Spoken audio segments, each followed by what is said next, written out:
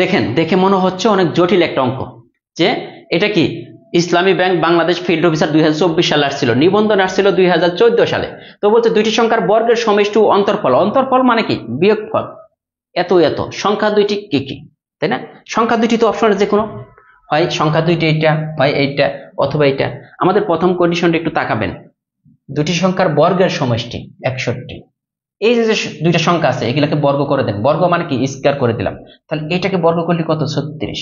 আবার এটাকে বর্গ করলে কত হইতাছে? 25। এই দুইটার যোগফল কত? 61। তার মানে প্রথম কন্ডিশন কিন্তু আমরা স্যাটিসফাই করছে। এরপরে বলতাছে এবং বর্গের বিয়োগফল। তাহলে বর্গ আমরা করলে কত পাইতেছি? এই দুইটার বিয়োগফল কত হইতেছে? বর্গ করলে আমরা পাইতেছি 36, আবার এটাকে বর্গ করলে পাইতেছি 25। এই দুইটার বিয়োগফল কত দেখেন তো? 11 পাইছি না? তার মানে কার জন্য সঠিক হয়ে গেল? এটার জন্য।